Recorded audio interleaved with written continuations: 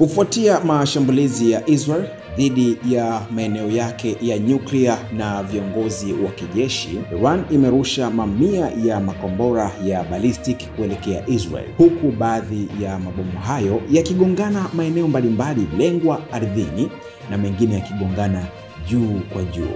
Ingawa Israel iliyatambua na kuyazuia mengi ya makombora hayo, baadhi yalivuka mifumo yake ya ulinzi na kusababisha uharibifu mkubwa wa majeruhi, ikiwemo Tel Aviv na kati ya maeneo mengine mengi. Ukubwa halisi wa silaha za makombora haya ya balistiki za Iran hujulikana wazi, lakini kwa ujumla inachukuliwa kama moja ya silaha kubwa na za kisasa zaidi katika kanda. Makombora haya yanatofautiana kwa masafa mafupi na masafa ya kati, lakini pia yapo yale ya masafa marefu. Masafa mafupi yanajulikana kwa jina la SRBM, lakini masafa ya kati yanajulikana kwa jina la MRBM au IRBM, na yale ya masafa marefu yanajulikana kwa jina la LRBM, ambayo yanaweza kusafiri maelfu ya kilomita. Katika mgogoro unaoendelea kati ya Iran na Israel, makombora haya hasa yale ya masafa marefu yamekuwa sehemu muhimu ya nguvu ya Iran.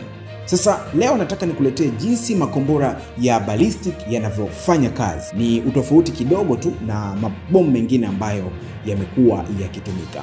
Iran imetengeneza aina mbalimbali za makombora ya ballistic katika miongo mitatu iliyopita, ikiwa na mojawapo ya silaha kubwa na za kisasa zaidi katika kanda. Makombora ya balistiki hasa ya masafa marefu, yani ni LRBM, ni silaha za masafa marefu zinazobuniwa kutoa vichwa vya kawaida au vya nyuklia kwa kufuata mzigo wa balistiki.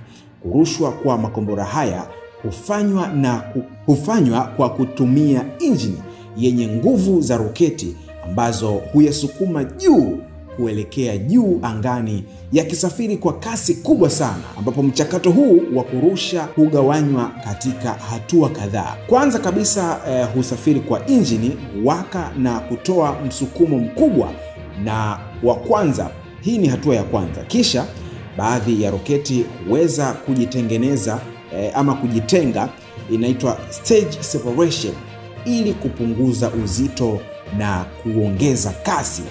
Ni muhimu kutambua kwamba tofauti ni ndege na makombora ya ballistic hayategemei hewa kwa ajili ya msukumo wao. Yanabeba mafuta na vifaa wezeshi vinavyoruhusu kusafiri hata nje ya anga hewa. Mara tu injini zao zinapozimwa na mafuta kuisha, basi makombora hufuata njia iliyopangwa kabla, ikielekea juu na baadaye kurudi chini kwa kasi kuelekea ilipoelekezwa kugonga shabaha yake. Hii ni fizikia inayoongoza mwendo wa makombora ya ballistic.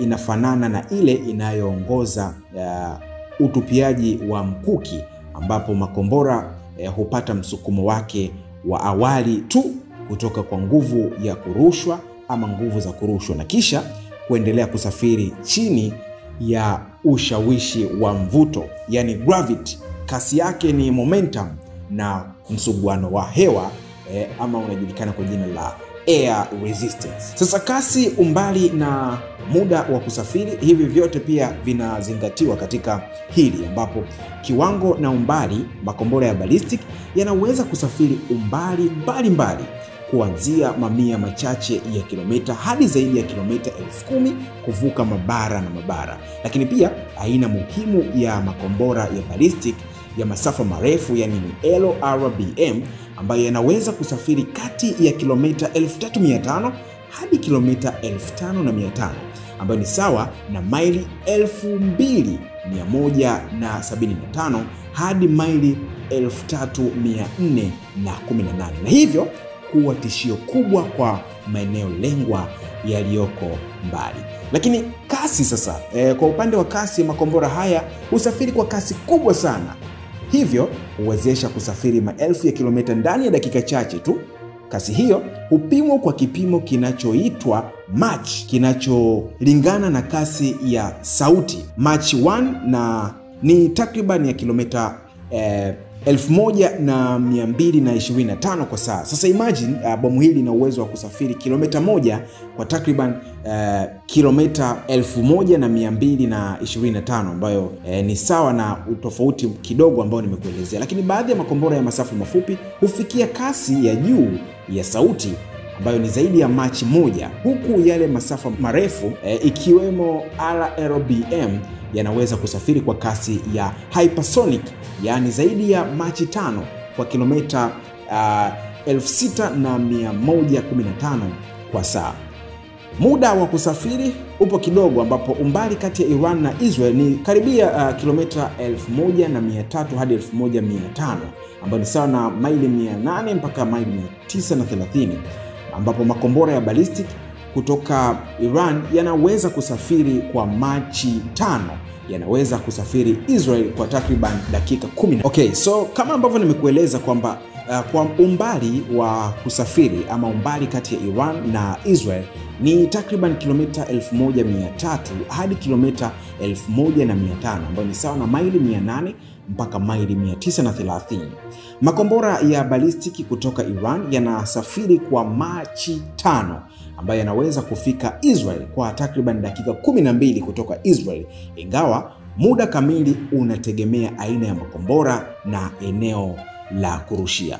Sasa swali jingine ambalo pengine muhimu sana umekuwa ukijiuliza kwamba kwa nini makombora ya ballistic ni magumu kuzuiwa? Hilo ni swali gumu sana ambalo watu wengi sana wamekuwa wakijiuliza.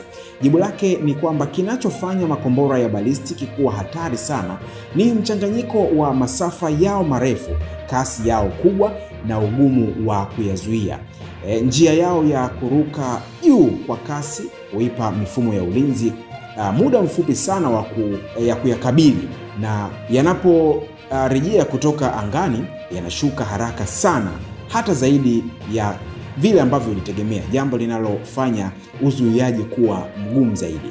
Kasi yao ya ajabu, hasa katika awamu ya mwisho inaporudi kutoka angani, inamaanisha kuwa kuna muda mfupi sana kwa mifumo ya rada kugundua kwamba kufuatilia na kurusha kombora la kinyuklia basi inaweza ikaweza kulizuia bomu hilo. Sasa zaidi ya hayo, baadhi ya makombora ya kisasa hutumia mbinu za kupunguza kuonekana na kugundulika, ambapo vifaa vya kudanganya au hatua zingine za kukabiliana ili kuficha ishara zao za rada na kudanganya mifumo ya ulinzi ya makombora, na hivyo hufanya kuwa magumu zaidi kuzuiwa kwa ufanisi. Bana, tofauti na makombora mengine aina kama cruise ambayo huruka kwenye anga ya chini ya polepole, na hivyo huruhusu kuzuiwa makombora ya ballistic kusafiri kwa kasi kubwa sana na kwa mzigo unaotabirika. So iko hivyo, kile ambacho nimekueleza hapo ndicho ambacho nilikuwa nimekuandalia. Ni makombora hatari sana, ni makombora ambayo kiukweli sio rahisi kuweza kuyazuia. Iko hivyo, makombora hayo ni hatari zaidi ya Iran na yanaitishia sana Israel. Mtazamo wako uko vipi? Maoni yako ni jambo la msingi sana. Jina langu naitwa Jimson Natson, hii ni Clouds Digital.